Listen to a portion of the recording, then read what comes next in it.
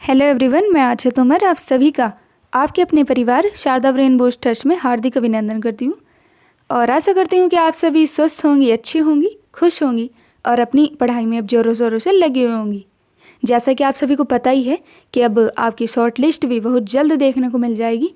ठीक है, तो अब बिल्कुल भी इधर उधर समय बर्बाद ना करो, अपनी पढ़ाई में लगे रहो, अच्छे से जितनी भी क्लासेस चल रही हैं उनको अच्छे से करते रहिए। ठीक है, और हाँ, जिनका भी डाउट, बहुत मैसेज आ रहे हैं बहुत गर्ल्स के कि हम बैच से कैसे जुड़े। पहली बात तो आप बहुत लेट हो चुकी हैं, फिर भी देखो जितना ही आप देर कर रही हैं उतने ही आपके टॉपिक छूटते जा रहे हैं, मतलब कि आप कंपटीशन की दुनिया से उतनी ही पीछे होती जा रही हो। ठीक है, तो चलिए मैं बता दूं, पहले तो आप क्या करो कि हमारे टेलीग्राम चैनल से जुड़ जाओ। टेलीग्राम चैनल कॉमेंट बॉक्स में पिन है, वहाँ से आप जुड़ जाओ। ठीक है, वहाँ पर आपको सभी क्लासेस के नोटिफिकेशन और कैसे जुड़ना है वो सब वगैरह आपको पल पल की अपडेट वहाँ पर मिलती रहती है। ठीक है, चलो, और फिर भी और अधिक जानकारी प्राप्त करने के लिए जो हमारा व्हाट्सएप नंबर है तो वो भी बता देती हूँ, 9792965149। ठीक है, क्या है, 9792965149 9792965149। ठीक है, 9792965149। चलो, यहाँ से आप जानकारी प्राप्त कर लेना जो भी आपको चाहिए। ठीक है, क्या है, हमारा व्हाट्सएप नंबर है। चलो नेक्स्ट करते हैं आज के प्रैक्टिस सेट नंबर 13 की शुरुआत। और हाँ, जिन्होंने भी पीछे वाले प्रैक्टिस सेट अभी तक नहीं देखे हैं तो वो क्या करो, पहले तो पीछे के सभी प्रैक्टिस सेट जितने भी हैं देख लो। ठीक है, क्योंकि आपकी तैयारी में और 4 चांद लगाने के लिए इसमें बहुत ज़्यादा मेहनत की जा रही है। ठीक है, चलिए, जो हमारा होमवर्क का क्वेश्चन था वह क्या था कि धर्म आधारित जनगणना किस वर्ष हुई थी। तो जिन्होंने भी आंसर दिया है 2011, तो उन सभी का आंसर था राइट। ठीक है, चलिए नेक्स्ट करते हैं आज के क्वेश्चन नंबर फर्स्ट की शुरुआत। पहले कथन देख लेते हैं, है ना।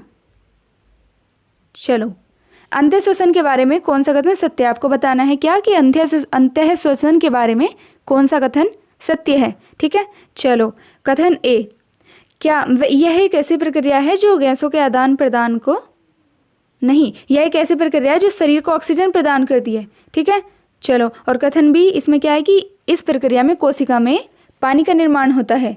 और कथन तीन, तो इसमें क्या है कि यह प्रक्रिया शरीर को कार्बन डाइऑक्साइड मुक्त करने में सहायक होती है। ठीक, और कथन 4 क्या है कि इस प्रक्रिया में ऊर्जा मुक्त करने के लिए भोजन टूट जाता है। तो देखो, पहले बताऊं आपको अंतः शोषण प्रक्रिया है क्या। देखो, अंतः शोषण प्रक्रिया क्या है कि फेफड़ों में हवा के अंदर और बाहर जाने की प्रक्रिया को क्या बोलते हैं, अंतः शोषण प्रक्रिया, मतलब कि गैसों का आदान प्रदान होना। ठीक है, तो देखो, अब देखो अपने कथन, देखो इसमें क्या है कि यह ऐसी प्रक्रिया है जो शरीर को ऑक्सीजन प्रदान करती है। हाँ, बिल्कुल सही है ना। और इसमें दिया है कि इस प्रक्रिया में कोशिका में पानी का निर्माण होता है, बिल्कुल गलत। यह कथन नंबर 3, इसमें क्या है कि यह प्रक्रिया शरीर को कार्बन डाइऑक्साइड मुक्त करने में सहायक होती है, बिल्कुल सही। क्या इसमें भोजन, बिल्कुल गलत। तो देखो, जो हमारे पहला और तीसरा यह बिल्कुल सही। ठीक है, क्योंकि अंतः शोषण क्या है कि फेफड़ों के अंदर, हवा के अंदर और बाहर जाने की प्रक्रिया को ही अंतः शोषण बोला जाता है। ठीक है, तो चलो अब देख लेते हैं अपने ऑप्शंस कौन कौन से सही है। एक तो पहला है और एक तीसरा है। ठीक है, चलो, कहाँ पर है ये रे, क्या कथन ए 2 सही है, या फिर कथन 2, 3 और 4 सही है, या फिर कथन पहला और तीसरा सही है, या फिर कथन सभी सत्य हैं। तो कौन कौन से कथन सत्य थे हमारे कथन सत्य थे पहला और तीसरा। तो इसलिए जो हमारा राइट आंसर होगा वह क्या होगा, option number C is a right answer. ठीक है, चलिए जी नेक्स्ट, पहले इसके भी कथन ही देख लेते हैं, है ना। आपको क्या बताना है इसमें कि निम्नलिखित में से संतुलित आहार के संबंध में कौन सा कथन सत्य है। ठीक है, चलो, कथन एक संतुलित आहार में रफेज और जल के साथ सभी पोषक तत्व शामिल होने चाहिए। ठीक। कथन 2 इसमें क्या है कि संतुलित आहार शारीरिक श्रम की मात्रा पर निर्भर करता है। और कथन 3 कि अलग अलग आयु वर्ग के लिए संतुलित आहार की आवश्यकता समान होती है। तो आपको बताना है कि कौन सा कथन सत्य है। देखो, जो एक संतुलित आहार में क्या है कि रफेज और जल के सभी पोषक तत्व शामिल होते हैं। तो जो पहला कथन है ये भी बिल्कुल सत्य है। और दूसरा कथन क्या है कि संतुलित आहार शारीरिक श्रम की मात्रा पर निर्भर करता है। हाँ, बिल्कुल सही है। जो अधिक वर्क करने वाले हैं उनको मतलब प्रोटीन वगैरह की मात्रा अधिक चाहिए। ठीक है, चलो ये दूसरा भी सही है। और तीसरा क्या है कि अलग अलग आयु वर्ग के लिए संतुलित आहार की आवश्यकता समान होती है। नहीं, समान तो नहीं है, समान अलग अलग आयु पर, क्योंकि आयु लिंग इन पर निर्भर करता है ना संतुलित आहार, तो समान नहीं है, समान होनी चाहिए ना। तो जो हमारा तीसरा ऑप्शन क्या है, यह है गलत। तो कौन कौन से इसमें बताना है कि सत्य कौन कौन से हैं, है ना, सत्य बताना था। तो पहला और दूसरा। चलो अब देख लेते हैं अपने ऑप्शंस। क्या कथन पहला और दूसरा और तीसरा सही है, या फिर कथन तीसरा और दूसरा सही है, या फिर कथन पहला सही है, या फिर कथन सभी सही हैं। तो भाई इसमें हमारे तो पहला दूसरा था ना, तो अब क्या करो कि पहले में कर लेते हैं। कहाँ पर है, चलो पहले में ये ना तीन काट लो, ठीक है। तो हमारा यही हो जाएगा कि कथन पहला और दूसरा सही है, पहला और दूसरा सही है। ठीक है, तो इसलिए जो हमारा राइट आंसर होगा वह होगा ऑप्शन नंबर है, पहला और दूसरा सही है। चलिए जी नेक्स्ट क्वेश्चन नंबर 3। भारत में बेरोजगारी और गरीबी का अनुमान किस पर आधारित है? तो किस पर है? क्या ऑप्शन नंबर है एनएसएसओ का घरेलू उपभोक्ता व्यय सर्वेक्षण, या फिर ऑप्शन नंबर बी सीएसओ का घरेलू उपभोक्ता व्यय सर्वेक्षण, या फिर ऑप्शन नंबर सी योजना आयोग का घरेलू उपभोक्ता व्यय सर्वेक्षण, या फिर ऑप्शन नंबर डी एनएसएसओ का परिवार आय सर्वेक्षण। तो क्या होगा हमारा राइट आंसर? देखो, जो भारत में बेरोजगारी और गरीबी का अनुमान लगाया जाता है वह लगाया जाता है एनएसएसओ का जो घरेलू उपभोक्ता व्यय सर्वेक्षण है। तो इसलिए जो हमारा राइट आंसर होगा वह क्या होगा? वह होगा ऑप्शन नंबर ए। ठीक है, चलिए जी नेक्स्ट क्वेश्चन नंबर 4। प्रधानमंत्री गरीब कल्याण अन्न योजना का शुभारंभ कब किया गया? तो कब किया गया? क्या ऑप्शन नंबर ए 2022 में, या फिर ऑप्शन नंबर बी 2021 में, या फिर ऑप्शन नंबर सी 2020 में, या फिर ऑप्शन नंबर डी 2017 में। तो क्या होगा हमारा राइट आंसर? देखो, जो हमारा राइट आंसर होगा वह होगा ऑप्शन नंबर सी। कब की गई है स्टार्टिंग इसकी? 2020 में, जो प्रधानमंत्री गरीब अन्न जल योजना है, गरीब कल्याण अन्न योजना। मतलब हाँ, पहले तो बता दूं कि ये शुरुआत कब करी गई। देखो 2020 यानी कि 30 जून 2020 को शुरुआत की गई प्रधानमंत्री मोदी जी द्वारा। ठीक, 23 जून 2020। ठीक है, और हाँ अभी इसमें क्या है कि इसका कार्यकाल जो है बढ़ा दिया गया दिसंबर 2023 तक। ठीक है, इसमें क्या होता है कि इसके अंतर्गत अंत्योदय पात्र जो गृहस्थी लाभार्थी होते हैं तो उनको प्रति यूनिट 5 किलो जो खाद्यान्न है वह उपलब्ध कराया जाता है। ठीक है, तो जो इसकी शुरुआत कब हुई? 30 जून 2020 को। और जो इसका टेन्योर बढ़ा दिया गया है यानी कि समय, तो इसका जो कब तक कर दिया गया बढ़ाकर दिसंबर 2023 तक। ठीक है, चलिए नेक्स्ट क्वेश्चन नंबर 5। गिरते हुए सामाजिक मूल्य इंद्रिय ए पर एक संस्कृति के प्रति बढ़ा हुआ एक आकर्षक एवं व्यक्तिवादी मनोवृत्ति या अंतरपीढ़ी संघर्ष का कारण होता है। तो यह कथन किस समाजशास्त्री का है? तो क्या ऑप्शन नंबर ए मार्गन, या फिर ऑप्शन नंबर बी अरस्तु, या फिर ऑप्शन नंबर सी पियाजे, या फिर ऑप्शन नंबर डी सोरोकिन। तो क्या होगा हमारा राइट आंसर? देखो, हमारा राइट आंसर होगा सोरोकिन समाजशास्त्री जो है। ठीक है, इनका कथन है ये। तो इसलिए जो हमारा राइट आंसर होगा वह होगा ऑप्शन नंबर डी। चलिए नेक्स्ट क्वेश्चन नंबर 6। बाल संरक्षण सेवाएं और बाल कल्याण योजनाएं किस मिशन के तहत इनको शामिल किया गया है और महिला विकास कल्याण मंत्रालय के द्वारा संचालित प्रमुख रूप से 3 योजनाओं में से एक है। तो वह कौन सी योजना है? क्या मिशन शक्ति योजना, या फिर मिशन वात्सल्य योजना, या फिर मिशन बाल संरक्षण योजना, या फिर किलकार योजना। देखो कौन सी योजना है वह है मिशन वात्सल्य योजना। कौन सी? मिशन वात्सल्य योजना। और इस मिशन वात्सल्य योजना की शुरुआत कब से हुई? देखो इसकी शुरुआत हुई है 2009-10 से, 2009-10 से। ठीक है, चलिए तो हमारा राइट आंसर क्या होगा? Option number B. Next question number 7। बेटी बचाओ बेटी पढ़ाओ स्कीम के संबंध में कौन सा कथन सत्य है? तो आपको बताना है कौन सा कथन सत्य है। तो चलिए, क्या कथन 1, यह शिक्षा मंत्रालय, बाल विकास मंत्रालय और स्वास्थ्य मंत्रालय के माध्यम से चलती है? और कथन 2, इस स्कीम का उद्देश्य है लैंगिक आधार पर पक्षपात को रोकना। तो देख लेते हैं। देखो जो बेटी बचाओ बेटी पढ़ाओ योजना है ना, तो इसकी शुरुआत कब से हुई? देखो जो प्रधानमंत्री नरेंद्र मोदी जी हैं, इन्होंने पानीपत हरियाणा से शुरुआत की है। कब? 22 जनवरी 2015 को। ठीक है, कब से? 22 जनवरी 2015 से।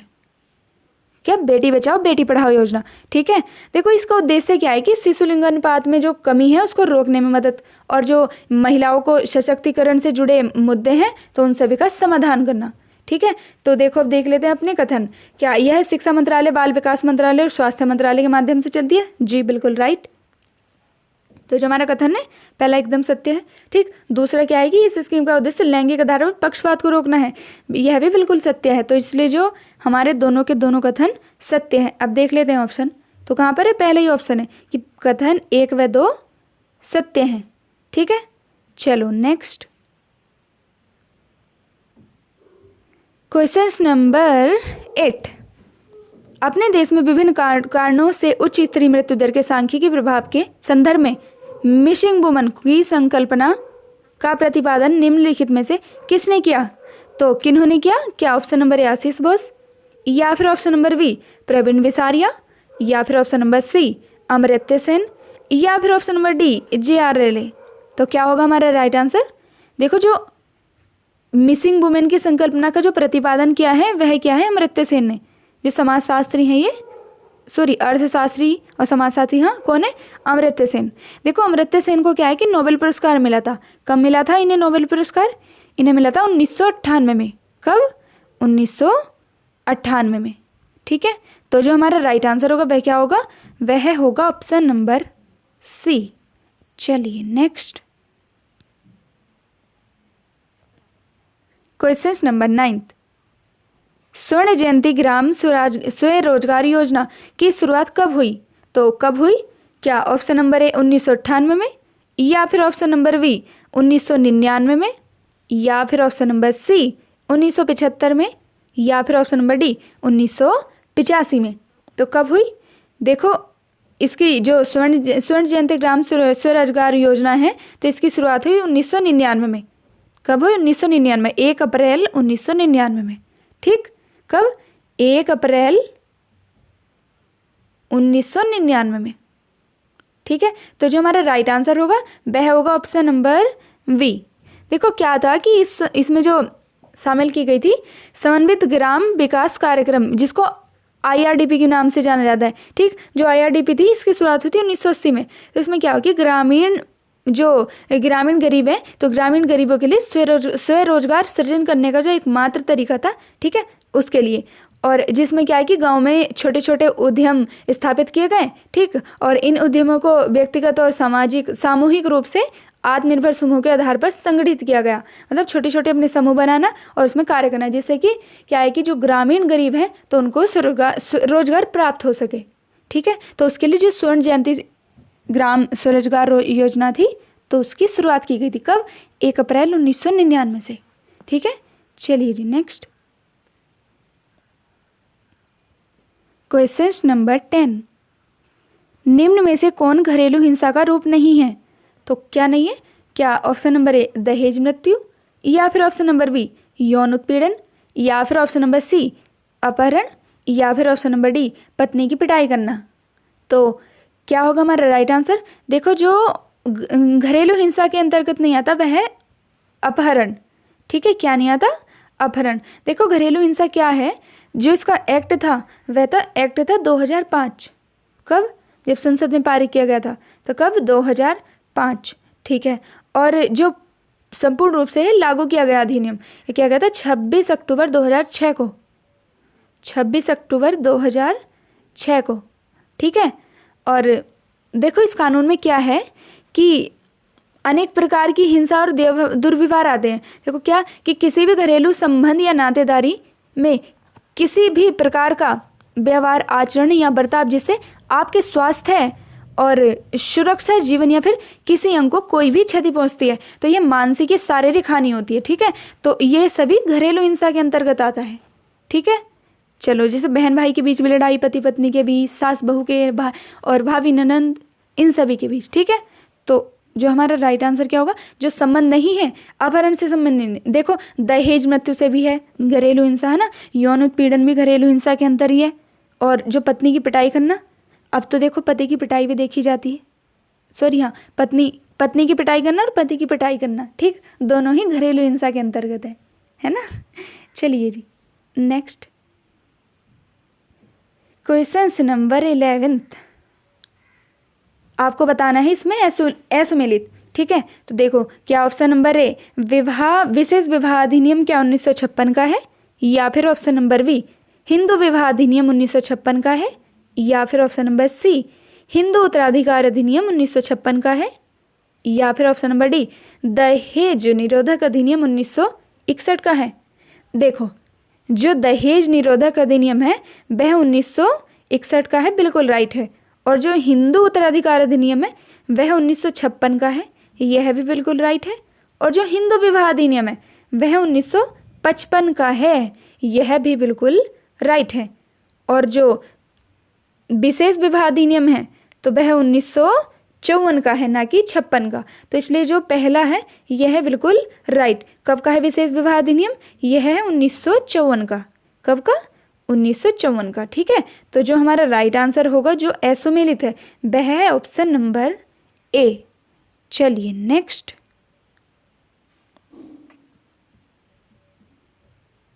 क्वेश्चन नंबर 12, निम्न में से जातिवाद की बुराई को दूर करने का समाधान है, तो क्या है, क्या ऑप्शन नंबर ए अंतरजातीय विवाह, या फिर ऑप्शन नंबर बी नगरीकरण को बढ़ावा, या फिर ऑप्शन नंबर सी स्थायी परिवार, या फिर ऑप्शन नंबर डी परिवार नियोजन। तो क्या होगा हमारा राइट आंसर, देखो जो हमारा राइट आंसर होगा अंतरजातीय विवाह। देखो अंतरजातीय विवाह से क्या है कि जो जातिवाद है उसकी बुराई को दूर किया जा सकता है, मतलब एक जाति से दूसरी जाति में विवाह। अभी तक क्या अंतर विवाह अधिकतर मतलब प्रचलित है, ठीक है, कि अपनी ही जाति में, अपनी ही समूह में अपना विवाह, ठीक।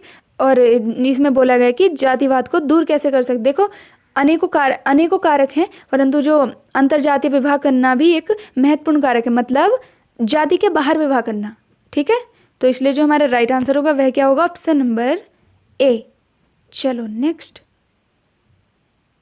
क्वेश्चन नंबर 13,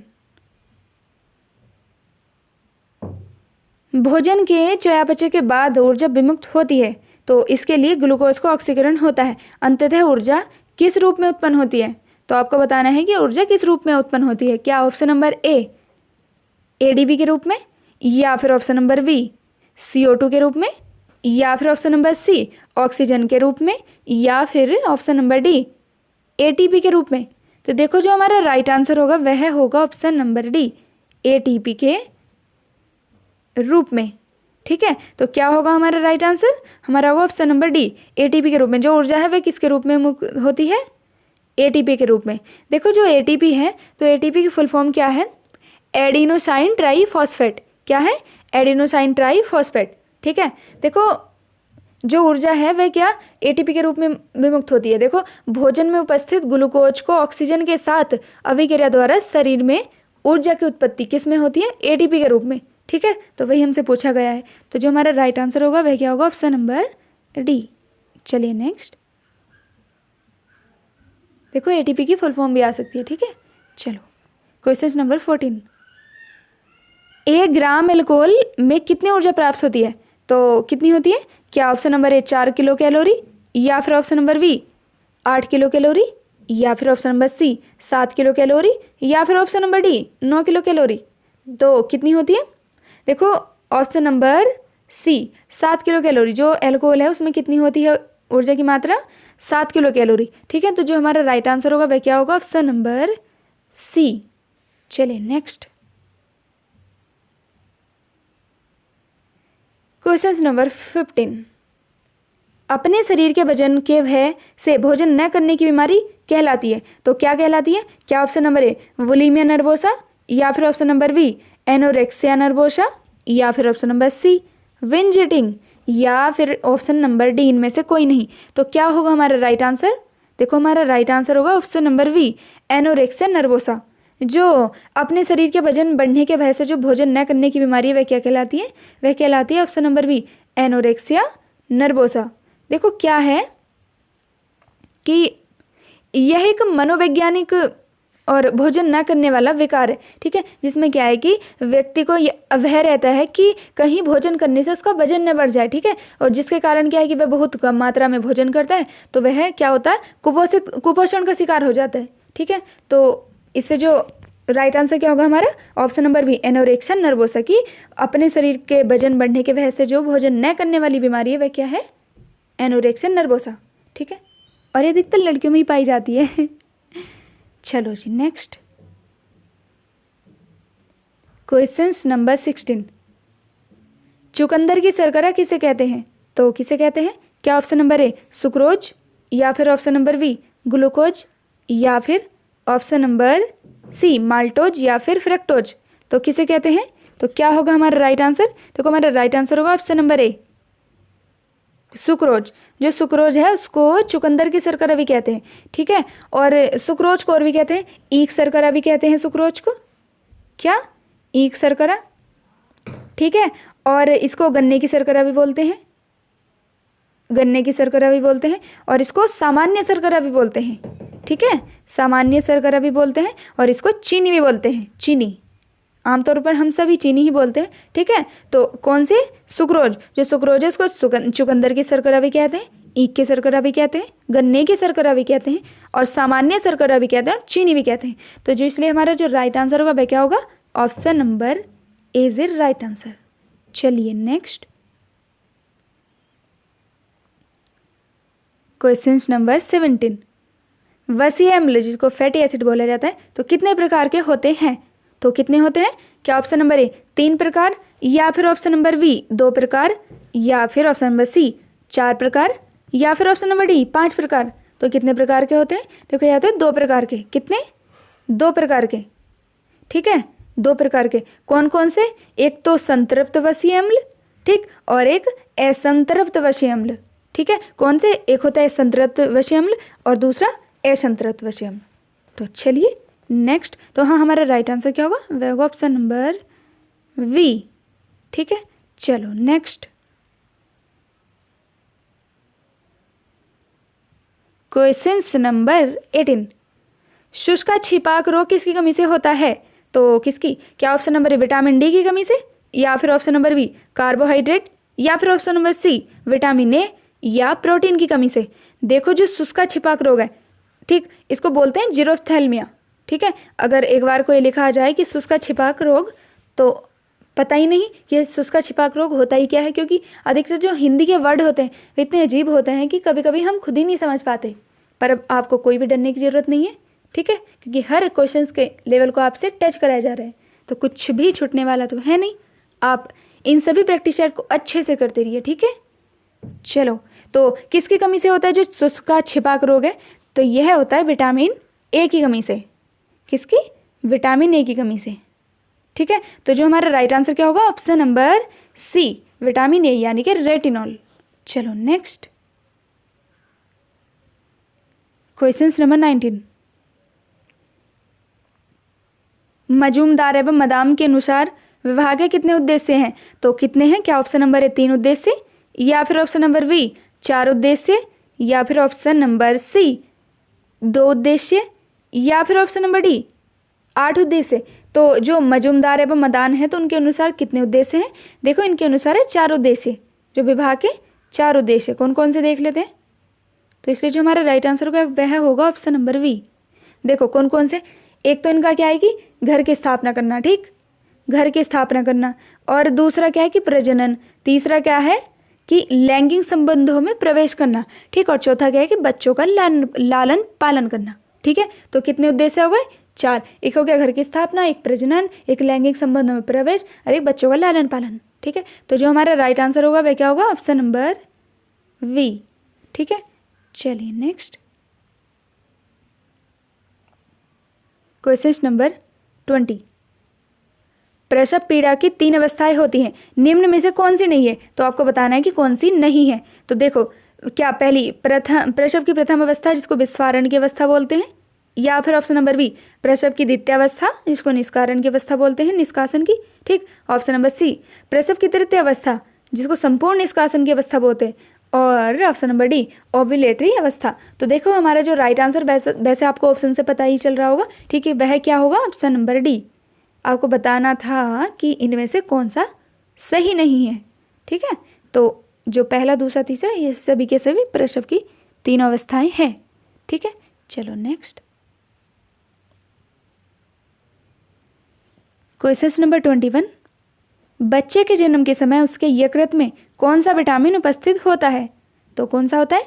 क्या option number A vitamin B, या फिर option number B vitamin C, या फिर option number C vitamin A, या फिर option number D vitamin E. तो कौन सा राइट आंसर होगा? देखो जो बच्चे के यकृत में होता है जन्म से ही, देखो वह है विटामिन ए।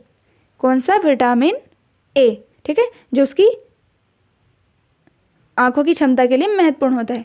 तो क्या होगा हमारा राइट आंसर? वह होगा ऑप्शन नंबर सी, ठीक है। चलो नेक्स्ट क्वेश्चन नंबर 22।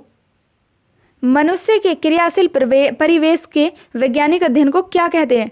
तो क्या कहते हैं? क्या ऑप्शन नंबर ए एग्रोनॉमिक, या फिर ऑप्शन नंबर बी एग्रोनॉस्टोलॉजी, या फिर ऑप्शन नंबर सी न्यूरोलॉजी, या फिर ऑप्शन नंबर डी इनमें से कोई नहीं। तो क्या होगा हमारा राइट आंसर? देखो हमारा राइट आंसर होगा ऑप्शन नंबर, कहाँ पर है ये? एग्रोनॉमिक, ऑप्शन नंबर ए, ठीक। ऑप्शन नंबर ए एग्रोनॉमिक। देखो जो मनुष्य के क्रियाशील परिवेश के वैज्ञानिक अध्ययन को क्या बोलते हैं? एग्रोनॉमिक बोलते हैं, ठीक है। तो जो हमारा राइट आंसर होगा वह क्या होगा? ऑप्शन नंबर ए। चलिए नेक्स्ट क्वेश्चन नंबर 23। पियाजे के अनुसार संज्ञानात्मक विकास की प्रथम अवस्था कौन सी है? तो कौन सी है? क्या ऑप्शन नंबर ए संवेदनात्मक गामक अवस्था, या फिर ऑप्शन नंबर बी औपचारिक संक्रिय अवस्था, या फिर ऑप्शन नंबर सी पूर्व संक्रिय अवस्था, या फिर ऑप्शन नंबर डी मूर्त संक्रिय अवस्था। तो देखो जो पियाजे हैं तो इनके अनुसार जो विकास की प्रथम अवस्था है वह कौन सी है? वह है ऑप्शन नंबर ए संवेदनात्मक अवस्था, ठीक है। तो राइट आंसर क्या होगा हमारा? ऑप्शन नंबर ए। चलो नेक्स्ट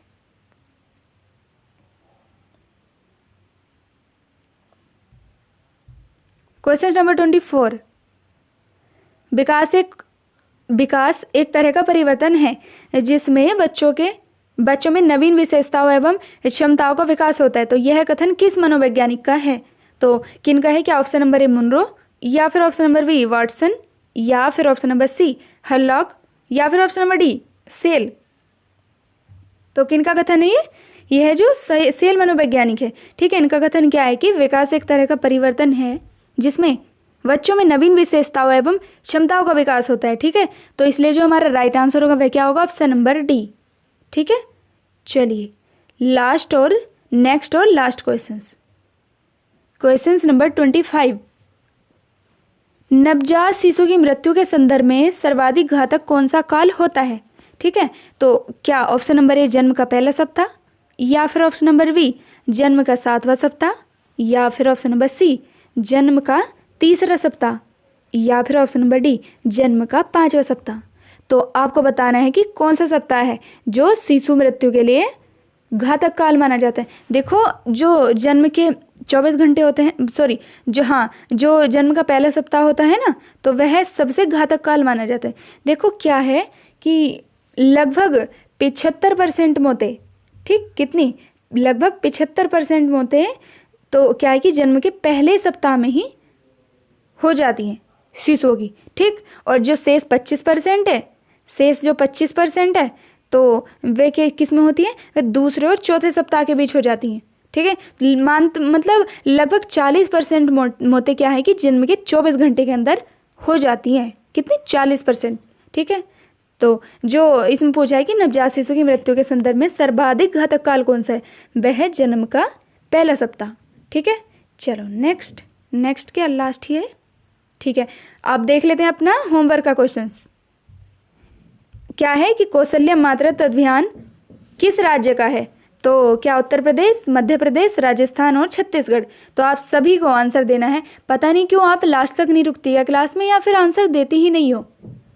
सभी के सभी कैसे क्लास लगती है। ठीक है, और क्या आपको कुछ सुधार चाहिए या फिर कुछ भी। ठीक है, सभी के सभी कमेंट बॉक्स में बताया करो, और कैसी लगती है क्लास ये भी। और हाँ, प्रतिदिन जो भी आपको आंसर, जो घर के लिए क्वेश्चंस मिलता है उसका आंसर दिया करो, चाहे गलत दो, है ना। 4 ऑप्शन तो रहते ही हैं, चाहे गलत दो लेकिन दो। ठीक है डियर, इससे आपकी हैबिट बनेगी आंसर देने की। ठीक है, चलो। और हाँ, जो भी बहनें कमेंट बॉक्स में और टेलीग्राम पर भी मैसेज करती रहती है कि कैसे जुड़े, तो वो आपको मैंने बता ही दिया है। ठीक है, पहले तो क्या करो कि टेलीग्राम चैनल से जुड़ जाओ। ठीक है, और फिर अगर और अधिक जानकारी आपको चाहिए तो हमारा जो व्हाट्सएप नंबर है वह है कि 9792965149। एक बार और लिख देती हूँ, 9792965149। ठीक है, इस पर आप और अधिक जानकारी प्राप्त कर सकती हैं। चलिए, और बिल्कुल भी अब देर ना करो, क्योंकि आपका ही नुकसान हो रहा है, आप ही कंपटीशन की दुनिया में पीछे हो रही हो। ठीक है डियर, चलिए जी, मिलते हैं नेक्स्ट क्लास में। जय जय श्री राधे, धन्यवाद।